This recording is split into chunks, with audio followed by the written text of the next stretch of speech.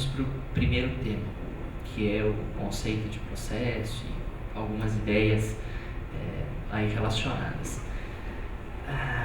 Atribui-se, embora isso não seja uma preocupação dele, mas atribui-se ao filósofo iluminista Voltaire a seguinte frase: antes de conversar comigo, defina os seus termos. Essa ideia mostra a importância de nós termos bem delineados na nossa cabeça os conceitos. Então, se eu fui incumbido de tratar sobre noções gerais sobre processo civil, eu tenho que começar a nossa exposição conceituando para vocês o que é processo. Eu gostaria muito de saber o que cada um tem sobre visão de processo, mas o que eu vou fazer é passar algumas ideias, algumas correntes sobre o conceito de processo, e vocês fiquem sempre à vontade para perguntar, para interromper. A primeira ideia que a gente encontra, por exemplo, o professor Dinamarco vai tratar dessa forma, o professor Antônio Cláudio da Costa Machado, aquele que tem os códigos comentados enormes, amarelos, vai tratar dessa forma, é o processo como uma soma de dois elementos principais: procedimento mais relação jurídico-processual. Procedimento nada mais é do que uma sequência de atos, uma cadeia de atos tendentes à concretização de determinado objetivo. Petição inicial, citação, contestação, todos os atos destinados até uma sentença de mérito e até a entrega do que a doutrina costuma chamar de bem da vida, quer dizer, entrega do objeto que é buscado no processo, que é discutido no processo, à parte que tem razão. Isso seria o procedimento, que não é uma ideia, longe de ser uma ideia apenas processual. A gente ouve no nosso dia a dia falar, inclusive, sobre processo, procedimento. Alguns autores falam que isso seria a face externa do processo, ou seja, essa sequência, esse conjunto de atos.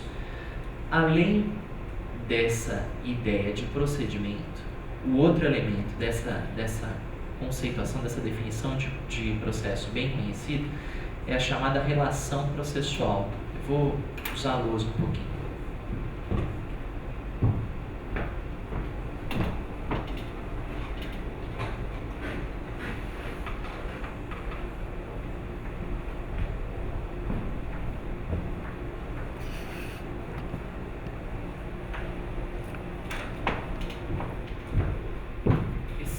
Esse triângulo que eu desenhei, quem é formado, quem está fazendo faculdade, com certeza já viu, né? Juiz, autor e réu. A existência de poderes, deveres, sujeições, ônus, faculdades, quer dizer, possibilidades a serem desenvolvidas em um processo pelos atores desse processo, pelas partes desse processo, constitui a relação jurídico-processual. Ela é diferente da relação de direito material.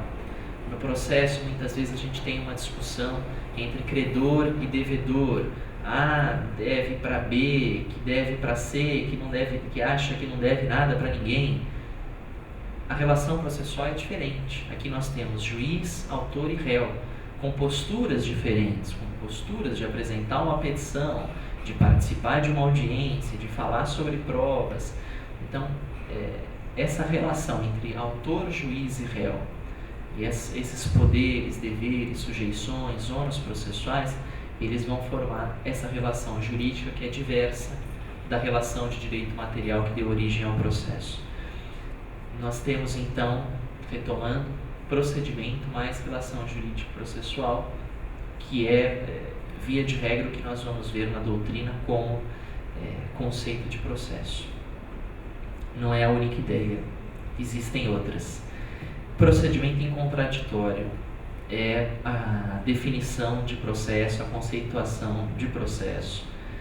Para o italiano Ennio Fassalani, que é um autor muito seguido aqui no Brasil, para o professor José Roberto Santos Bedac da USP, por exemplo. Então, esquece-se um pouco essa ideia de poderes, de deveres, de relação jurídica, que é algo mais relação triangular, que é algo mais complexo.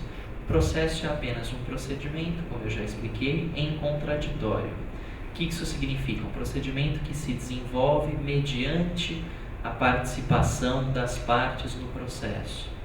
Não estamos diante de um processo inquisitivo, parcial, em que o magistrado, em que o poder judiciário atua sozinho na formação da verdade, na formação do desenvolvimento do processo.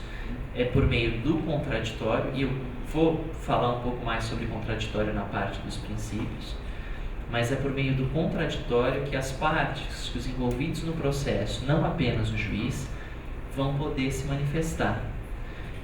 Esse contraditório vai ser melhor desenvolvido posteriormente, mas fica essa ideia de conceito de processo como procedimento em contraditório, algo muito mais simples do que toda essa construção da relação triangular.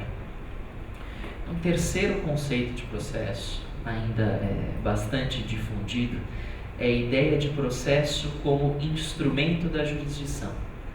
Então, o Estado ele possui, dentre as suas atividades principais, a atividade administrativa, atividade legislativa e atividade jurisdicional. Se nós formos recorrer à etimologia da palavra, jurisdição significa jurisdictio, do latim dizer o direito. Então, vai caber ao Estado, por meio do processo, que é esse instrumento, apontar quem tem razão em uma disputa. O processo, nesse sentido, não seria nada mais do que um instrumento, um meio pelo qual o Estado realiza essa sua atividade, que é a prestação jurisdicional. Vejam que essa ideia não exclui as outras, quer dizer, esse instrumento ele se desenvolve por meio de um procedimento em contraditório. Esse instrumento é marcado por uma relação jurídico-processual, uma coisa não atrapalha a outra. Mas é mais uma ideia de processo, né, como instrumento da jurisdição, para que vocês fujam um pouquinho apenas daquela ideia de processo é procedimento, mais relação jurídica. E aí, se vocês forem ver o roteiro, a gente está terminando o nosso primeiro item de exposição e eu deixo a pergunta para vocês. Vocês sentiram falta de alguma coisa? Quando eu falei, né, de alguns conceitos, vocês sentiram falta de alguma ideia? Alguém sente falta de alguma coisa no que eu... Vocês falaram, não, a exposição está ótima, você falou tudo, não é nada disso.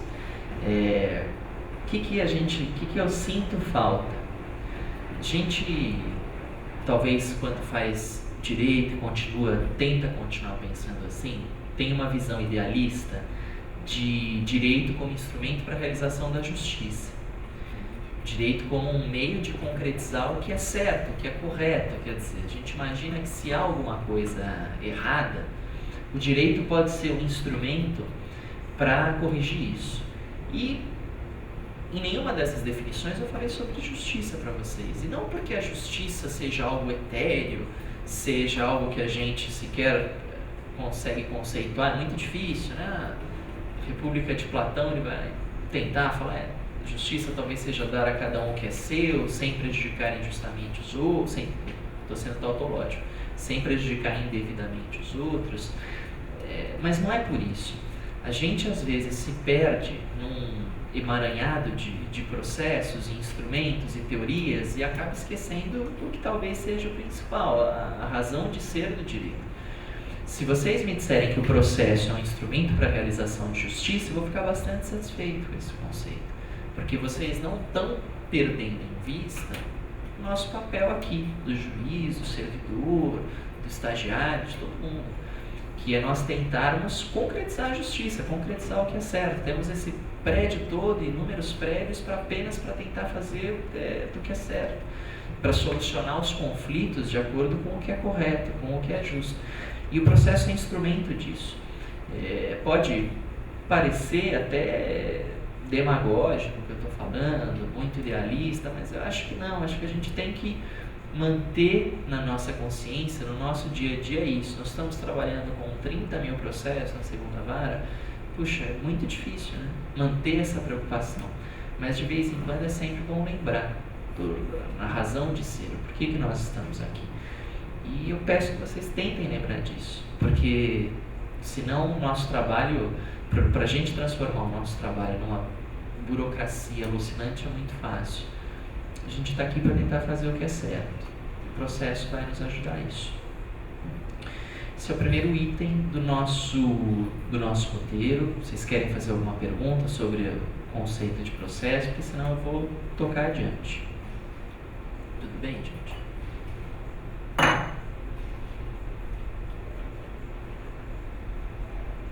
Então, vamos para o segundo tema, que são as classificações de acordo com o CPC de 73.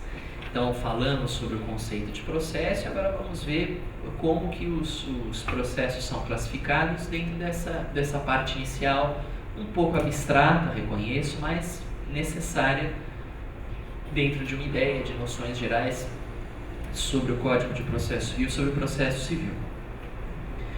Então, o primeiro, de acordo com o CPC de 73, que é o nosso código vigente, mas que desde 1994 vem sofrendo uma série de reformas, existem 4 tipos, podemos dizer assim, 4 espécies de processo.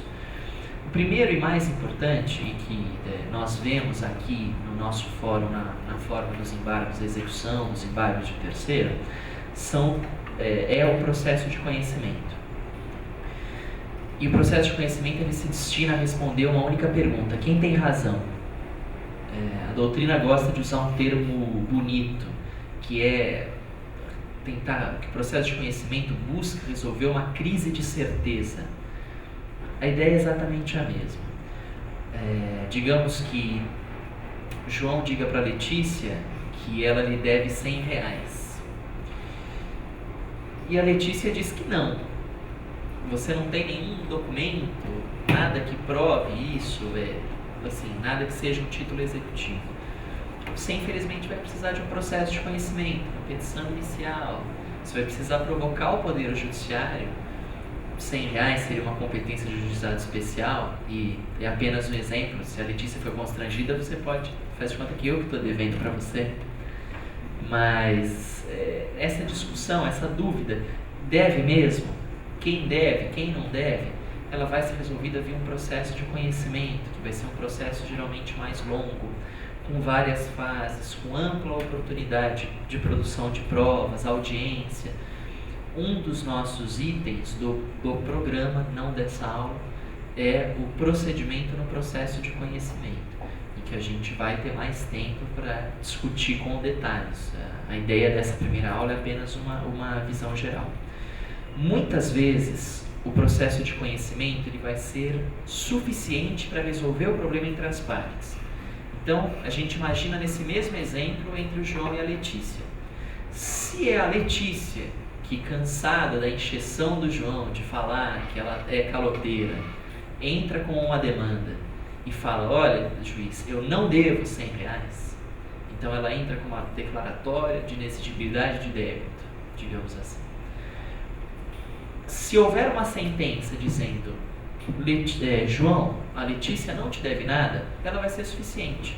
O processo de conhecimento ele vai acabar com o problema, com a discussão entre as partes, ele vai resolver a questão. Quiséssemos nós que fosse sempre assim, porque não é. A maioria dos processos ele não se resolve com a mera atividade jurisdicional em sentença. Se fica reconhecido que Letícia deve a João e Letícia não paga, nós vamos precisar o quê? De um processo de execução, que é o nosso segundo tipo de processo de acordo com o CPC. Por que existe o processo de execução? Porque é vedada ao particular o que se chama de autotutela. O João não pode invadir a casa da Letícia e tomar a coleção de livros dela do Pontes de Miranda, que eu sei que ela tem uns 50, 60 volumes, e fala: olha, já que você não me pagou R$100, eu vou pegar essa coleção no valor de 5 mil e vou pegar para mim. Não se pode fazer isso. Isso é uma ideia fundamental, até dentro daquelas máximas de que o Estado detém o monopólio legal da violência, mas não é assim, dentro dessa ideia de vedação mesmo da autotutela, da justiça com as próprias mãos.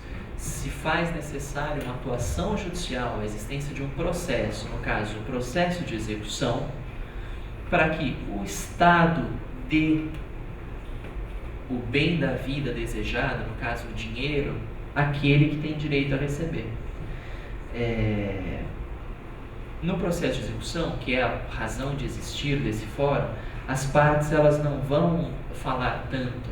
Você não vai ver você pode até ter isso em embargos, mas no processo de execução você não tem tantas fases, não deveria ser um processo tão longo, tão demorado quanto um processo de conhecimento.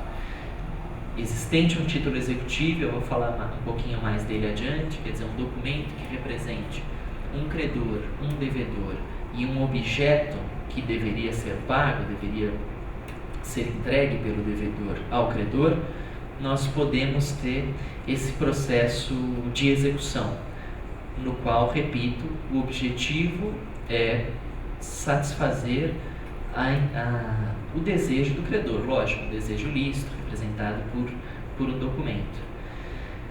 Agora vejam, tanto no processo de conhecimento como para o processo de execução, nós temos um problema, que é uma premissa. Eles demoram. Ainda que o processo de execução não deva demorar tanto quanto o processo de conhecimento, é natural uma certa demora. Você pode ter uma impugnação na execução, você pode ter uma exceção de pré-executividade, uns embargos, no processo de conhecimento, inúmeros atos. Só que, em algumas situações, você não pode esperar. Existem situações de urgência que vão necessitar de um outro tipo de processo, de acordo com a classificação do CPC de 73. Até vocês poderiam me perguntar, mas a sentença, ela ainda precisa de um processo de execução? Hoje em dia se fala em fase de cumprimento de sentença, mas essa é uma ideia surgida em 2005, não com o Código de 73. Em 73 também, se você tinha uma situação urgente, ainda não havia uma previsão genérica de tutela antecipada do artigo 273 do CPC. Ela veio apenas em 1994. Então, dentro dessa divisão do CPC, originalmente, as urgências eram tratadas em um terceiro tipo de processo, que é o processo cautelar. Que a doutrina não fala muitas vezes em urgência, né? Ela gosta de usar a expressão, a gente infelizmente vê muito latim sem necessidade, né? Fala em perigo in mora, que é um perigo na demora, que é uma urgência. Grande exemplo dado pela doutrina de processo cautelar é a produção antecipada de provas. Então, imaginemos que o Caio e o Tício, usando aqueles nomes que os professores na faculdade gostavam de falar, eles bateram o carro um do outro e a única pessoa que viu foi uma testemunha, uma senhorinha de 90 anos que está internada no hospital.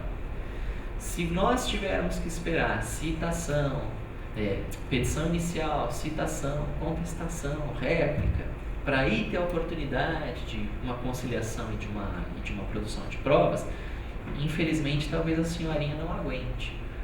Então, qual que é o exemplo da doutrina? Você vai pedir por conta dessa urgência, você vai pedir uma cautelar de produção antecipada de provas. Então, primeiro ouve essa senhora, imediatamente, o mais rápido possível, para apenas depois nós começarmos com a briga mesmo, a disputa judicial, a petição inicial, a culpa é sua de que bateu em mim, não, a culpa é sua.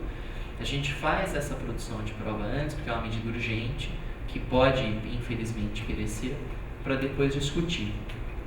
Basta a urgência para o processo cautelar? Não. Aí vem o outro requisito, sempre mencionado pela doutrina, em latim também, que é o fumus boniuris, é a fumaça do bom direito. Probabilidade de que o que se alega é verdadeiro.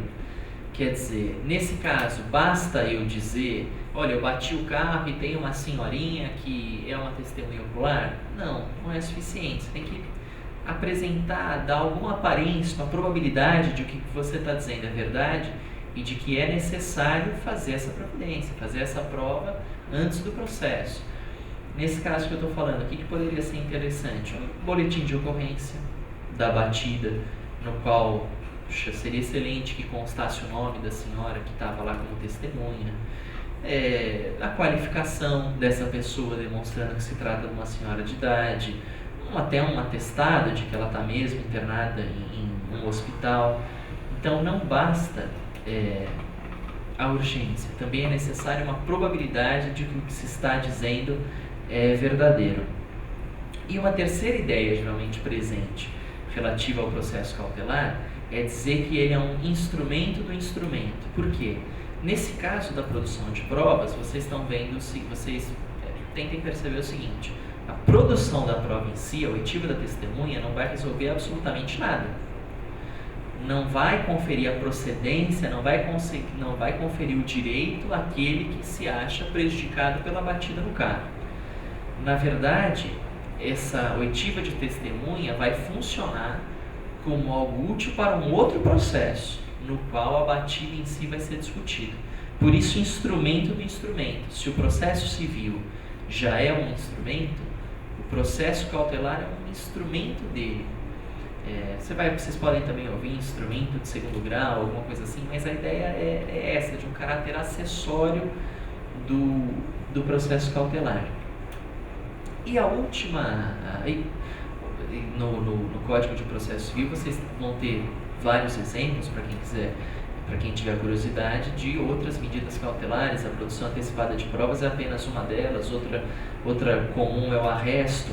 Se o sujeito lhe deve alguma coisa e ele está aparentemente querendo sumir ou está alienando seus bens, você pode buscar, por meio de uma cautelar de arresto, que o juiz pegue determinado bem do sujeito, para que o juiz garanta que esse cidadão tenha bens, para que ao final de um processo de conhecimento longo, com petição inicial, citação, exista um patrimônio.